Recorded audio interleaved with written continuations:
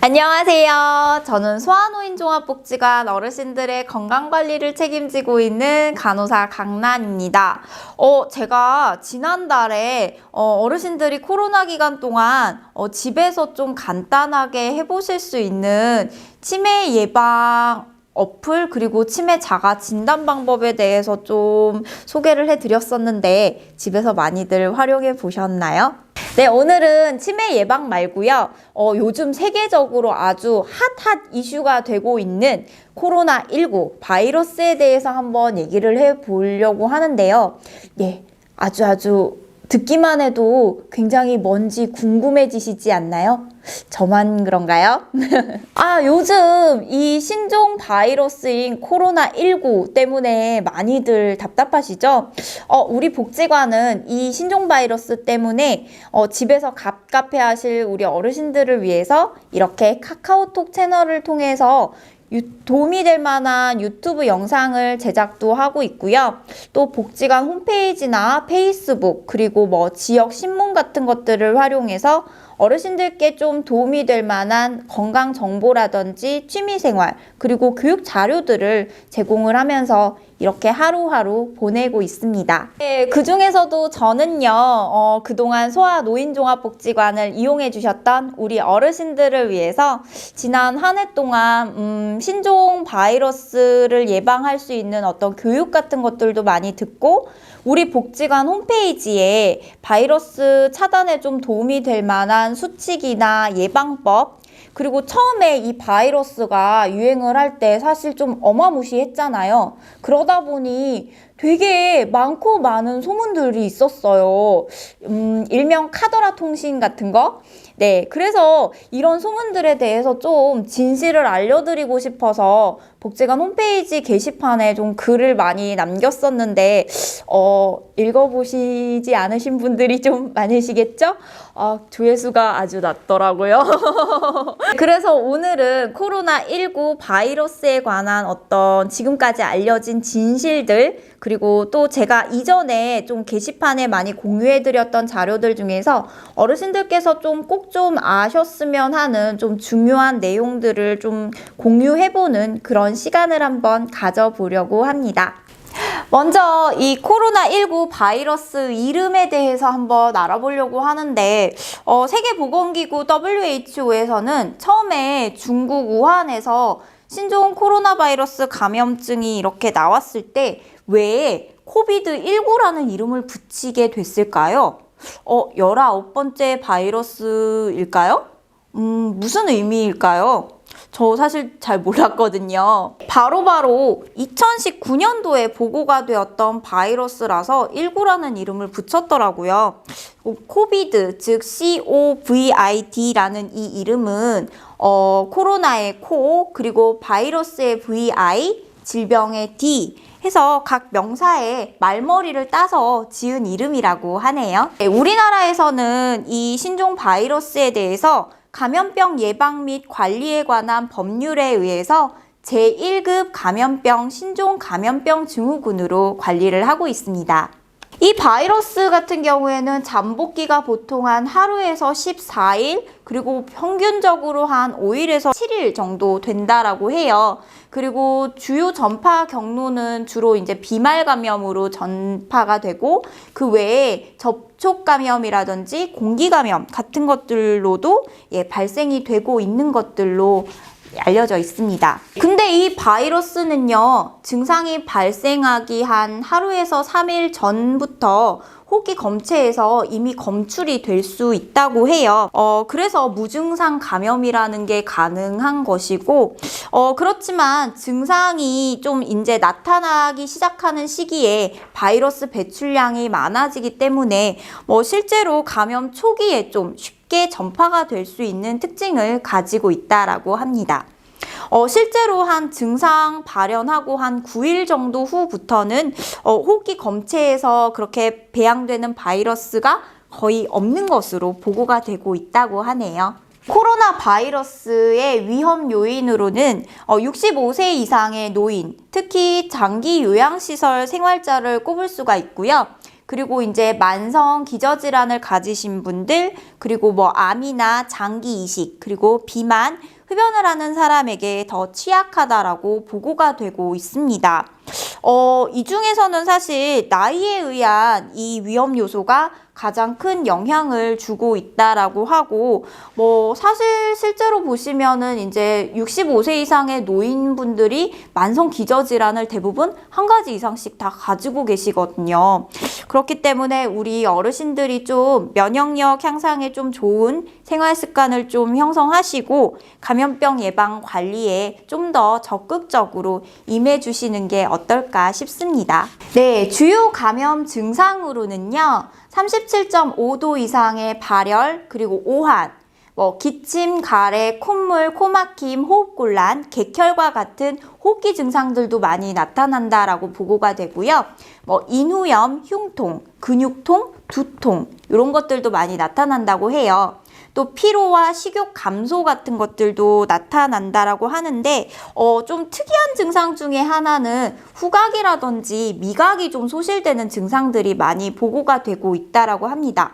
실제로 그 코로나 바이러스에 감염된 환자들의 약 90%에서 이 중에 한 가지 이상의 증상이 발현되기는 하는데, 우리가 보통 코로나 바이러스, 감기 바이러스라고 하잖아요. 감기 바이러스가 있을 때 나타나는 그런 주요 3대 증상인 발열, 기침, 호흡곤란 같은 이런 증상은 사실 전체 환자의 약 15% 정도밖에 나타나지 않았다라고 해요. 그리고 이 중에서는 사실 나이 같은 바꿀 수 없는 그런 위험 인자들도 있지만 비만이라든지 흡연과 같이 좀 충분히 좀 노력을 하면 변화가 가능한 그런 요소들이 있으니 이 점을 유의하셔서 건강한 노후 관리에 좀 도움이 되셨으면 좋겠습니다.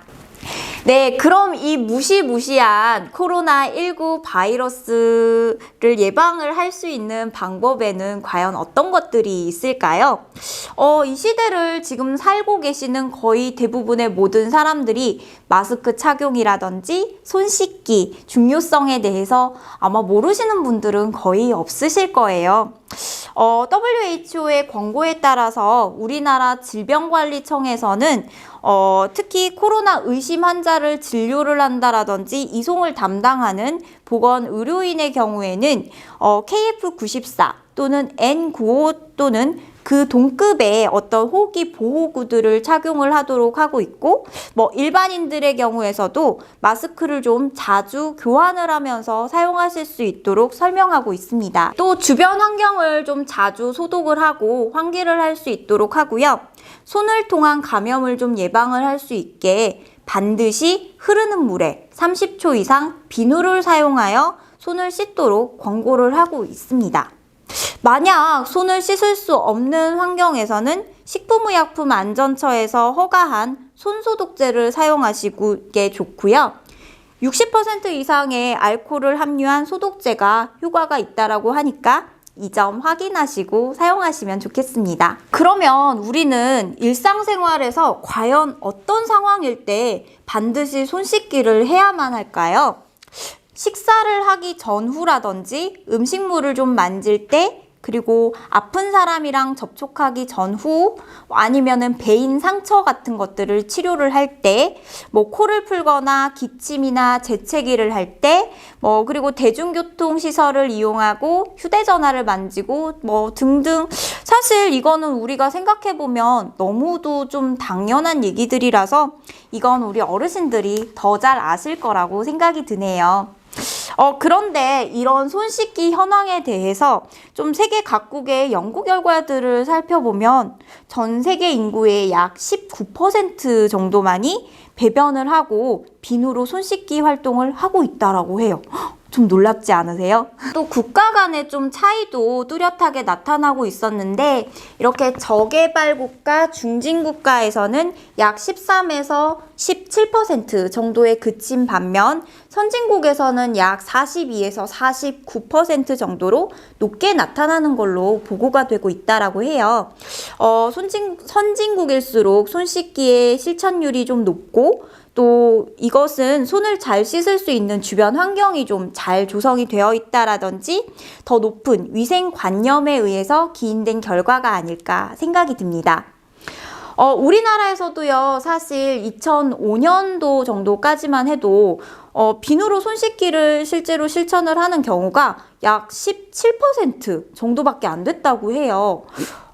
그런데 2015년도 연구 결과에서는 26.2%로 계속해서 좀 개선이 되고 있는 추세라고 하네요. 물론 아직 선진국들에 비해서는 아직 턱없이 부족한 실정입니다. 또 손을 좀 자주 씻는 것뿐만 아니라 손을 올바르게 씻는 것 또한 중요하겠죠. 손 씻기는 예방접종과 더불어서 감염병 예방 효과가 뛰어난 방법으로 그 행위만으로도 대부분의 감염성 질환을 약 70% 정도까지나 예방을 할 수 있는 효과가 있다고 해요. 그래서 미국에 있는 질병예방통제센터에서는 손 씻기를 자가 예방접종에 비유를 하기도 한다고 하네요.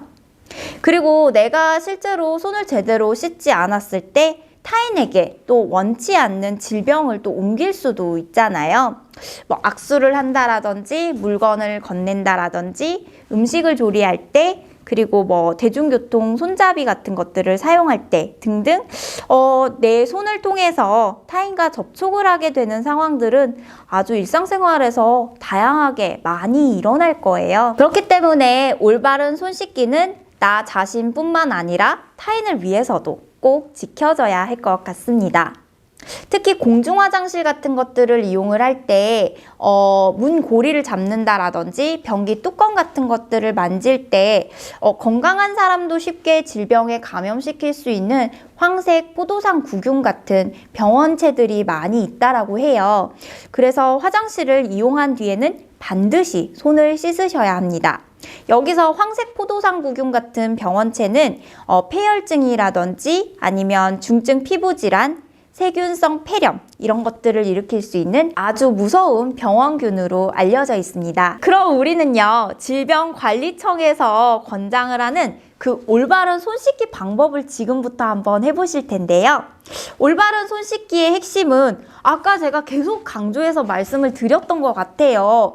30초 이상 흐르는 물에 비누를 칠하여 씻으라고 말씀을 드렸던 것 같은데, 여기서 손 전체를 좀 꼼꼼하게 씻을 수 있는 6단계의 손 씻기 방법들이 권고가 되고 있습니다. 손등이라든지 아니면 손가락 사이들, 그리고 두 손을 좀 모아서, 그리고 엄지손가락, 그리고 손톱 밑 이런 부분들을 잘 문지르고 닦아내시는 것들이 중요하다고 하는데요. 보통 비누칠하는 시간 얼마나 오랫동안 하시나요?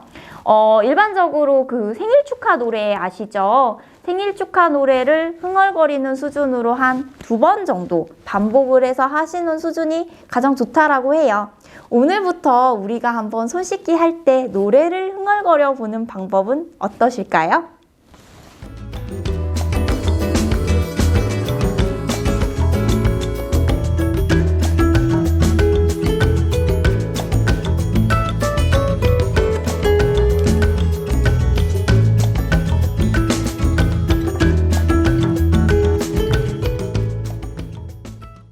네, 그럼 우리 한번 손을 깨끗하게 잘 씻었는지 확인도 한번 필요하겠죠. 우리 소아노인종합복지관에서는 올해 코로나19 감염병 예방 및 확산 방지를 위해서 감염병 예방 특별 지원 사업을 신설하여서 운영을 하고 있습니다. 네, 물론 담당자는 간호사인 제가 되고요.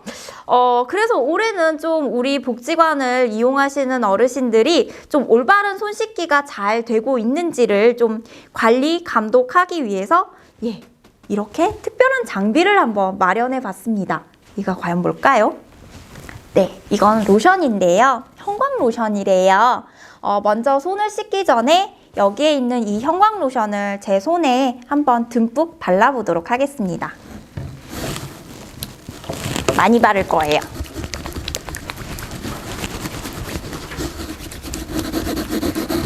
이 로션은 인체에 무해한 로션이라서 우리 어르신들의 건강에는 전혀 영향을 주지 않는다라고 하네요.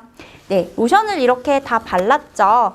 발랐으면 기기를 켜고 여기에 제가 이렇게 손을 대면요.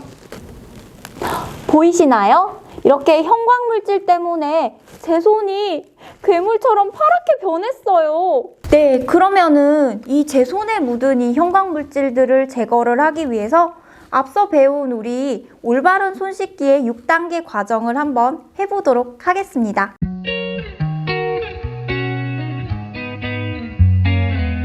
네, 양손 바닥, 손등,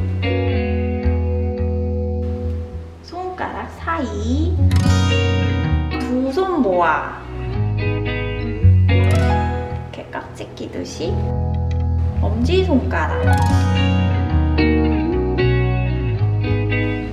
그리고 마지막으로 손톱 밑.